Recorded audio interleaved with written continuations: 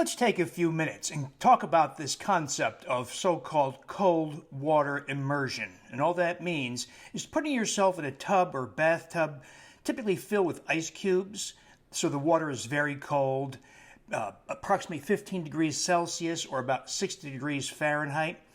Now, there are people who advocate this because they claim that it improves mood, concentration, creativity, and recovery from exercise, and maybe make other fairly wild claims. Like it will change your life, it's going to change human life, it's going to extend your life.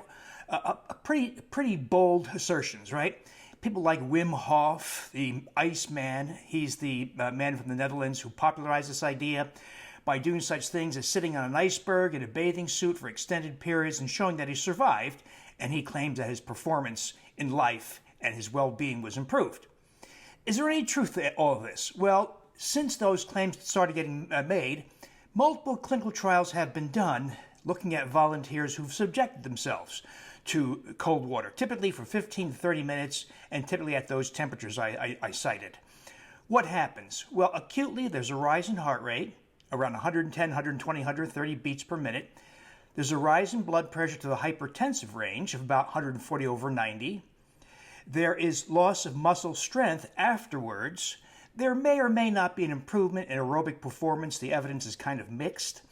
There's probably a very slight improvement in recovery and reduction of muscle soreness after being exposed to the cold water.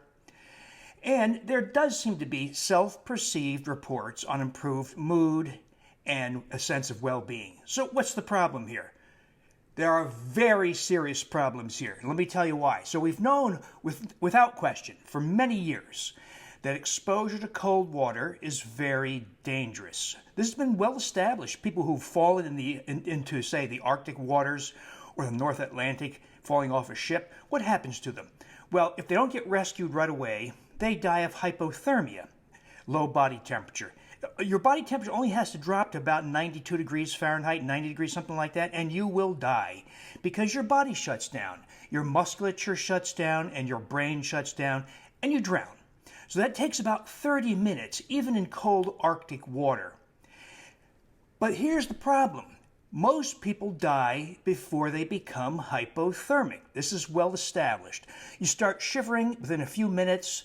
Your muscles start to get weak and fail to contract within a few minutes. But the real danger here is heart issues.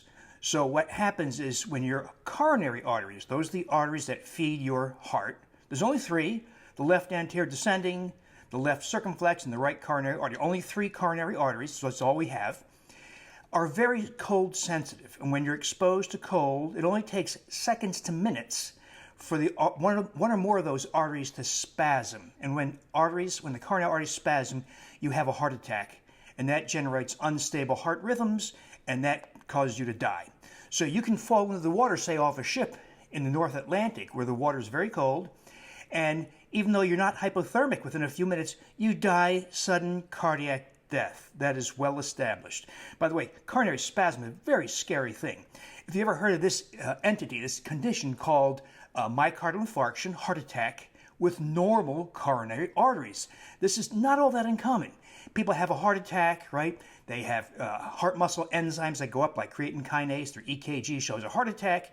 They're in the emergency room. They go to the cath lab where we take angiograms of the heart's arteries, and they're normal. There's no blockage. There's no 100% blockage, as often happens in heart attack, or a 95% blockage that may have spasmed or ruptured. They may have normal coronary arteries, or what appear to be normal coronary arteries. So what caused the heart attack? That is, what caused the arteries to momentarily close for a few minutes, or a half an hour, or whatever, something like that?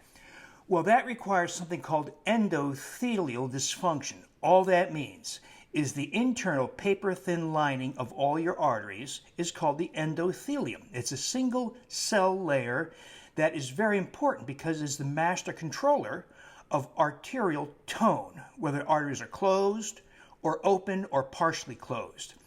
What causes these arteries to have endothelial dysfunction? All kinds of things. Having high blood pressure, type 2 diabetes, just having high blood sugar will do it.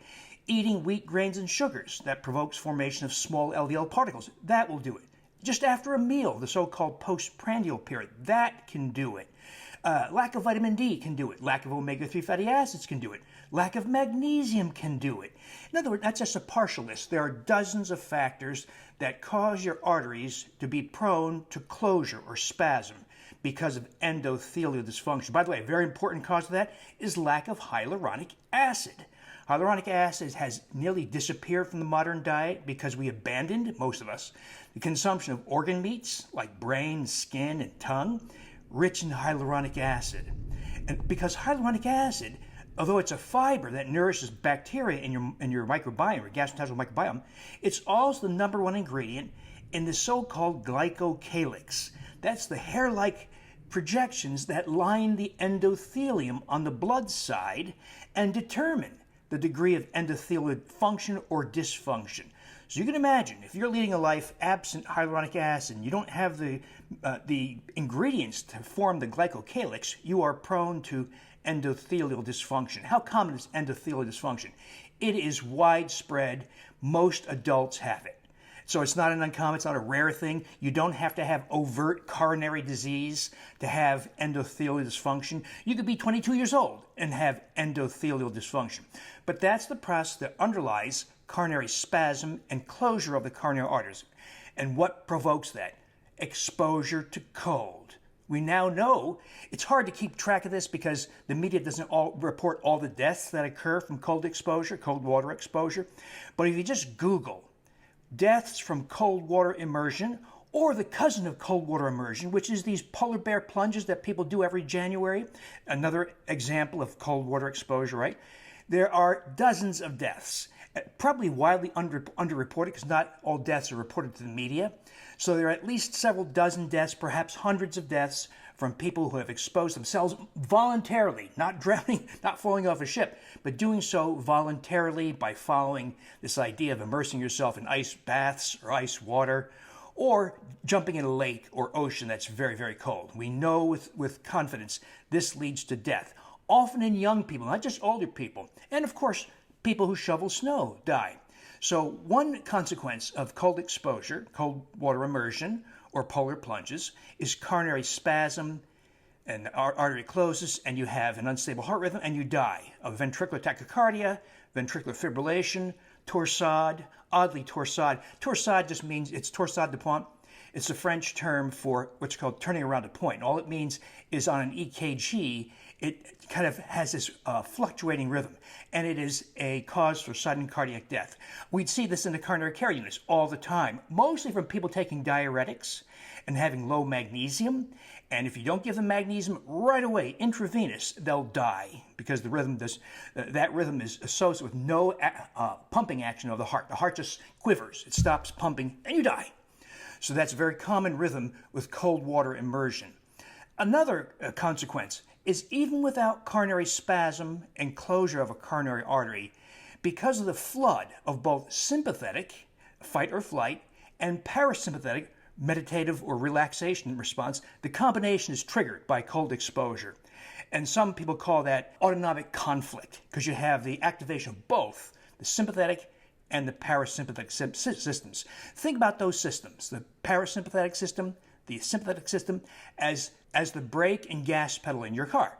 So the gas pedal is the sympathetic system, the brake pedal is the parasympathetic system. What if you hit both of them? Your car is probably not going to go anywhere, be very confused, or you might jerk, right? Same kind of thing happens in the heart when you activate both to an extreme simultaneously, and the heart responds with unstable heart rhythms, just as it would if one of the arteries closed. So you can get torsade, you can get ventricular fibrillation, you can get atrioventricular block. That's where the top of the heart is pumping rapidly, say 130 beats per minute, and the bottom of the heart is beating, not receiving all those signals, and beats slowly, maybe 30 beats per minute, because there's blockade of the electrical conduction from the top to the bottom of the heart. And if your heart rate is effectively 30, you pass out. And if you're in cold water, you're going to die, right? You're going to drown. And so cold water exposure, whether it's intentional or inadvertent, will lead to coronary spasm in many people or unstable heart rhythms. Now, there have been so many deaths, and there have been many lawsuits filed, by the way, both for people advocating cold water immersion like Wim Hof and people who've conducted these polar plunges in January. There are multiple lawsuits now being waged, so much so that I anticipate there's going to be a class action suit against the people advocating this practice. So if you've been telling people, if you're a doc or a health coach or just a proponent of cold water immersion, back off. It is well documented. These practices lead to sudden cardiac death. Even if there's no hypothermia, you can die within minutes of sudden cardiac death. Now, this is an example of some of the silliness that comes from some of these advocates. Some people call it biohacking. And so what happens here is these people who advocate these practices didn't think it through thoroughly or didn't thoroughly think about the evidence, because it's not like there's no evidence. There's abundant evidence to show us that cold water exposure can be fatal in many instances. You go on some of these websites where they advocate, for instance, cold water immersion, and there may be 25 or 30 references. You probably think, wow, this person really did their homework, until you click on each and every one of those references and find out that almost none of them are relevant to cold water exposure. They might be something about something completely different, unrelated. But at first glance, at first blush, it looks like there's a ton of evidence, and there's not a ton of evidence for benefits, modest benefits, maybe an improvement in mood, improvement in well-being. But you can achieve those things in other ways, right? You can exercise, you can meditate. There are so many other ways to achieve better feeling. You can manage your microbiome. You can restore lactobacillus reuteri. So many other things you can do, and you're not going to chance death. What if I told you, here's a diet change, and you say, well, is it safe? I say, well, there's a chance you could die of sudden cardiac death within the first few minutes of trying. Would you even try? Of course you wouldn't. Yet that's what these people are selling. Now, this is true of many practices coming out of this biohacking world. Not to say that everything coming out of the biohacking world is bad. It's not. There are some good lessons coming out of it. In fact, I'm a big proponent, I'm a big advocate of crowdsourced wisdom, of those of us who all ask the same questions, let's say how to improve performance in sports or in mental exercise, and good lessons can come out of it. The problem is when it's being advocated by people who are fairly unschooled, unsophisticated, don't examine the evidence, don't consider the extent, the full breadth of evidence, then you have silly advice, like immerse yourself into cold water. So, I hate to say it this way, they need an adult in the room. They need somebody who understands the issue. So, having practiced cardiology for several decades, I can tell you, coronary spasm, unstable heart rhythms, are a very scary thing, something I dealt with every day for about 30 years. I can tell you that these are things you do not want any part of, and you don't want to bring it on yourself. This is not like an accident. These people are jumping in the water on purpose. So please, do not do this. Tell people around you, don't do it. And if you want to get some of the benefits of cold water, maybe take a cold shower. Start warm. Bring it down gradually so you don't confuse your heart and have it go into an unstable heart rhythm or cause coronary spasm. And then maybe sit there for a few minutes. That is probably safe. Cryotherapy, where you're exposed to air that's very cold, is probably safe. There's only one death I'm aware of, and that was an accidental death of someone who locked themselves in a device. But just going in for a few minutes doesn't seem to have the same kind of consequences, probably because air is a less effective conductor of cold than water.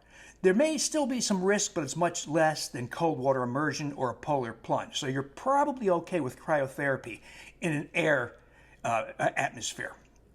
But know that water immersion is extremely dangerous. Nobody should be doing it.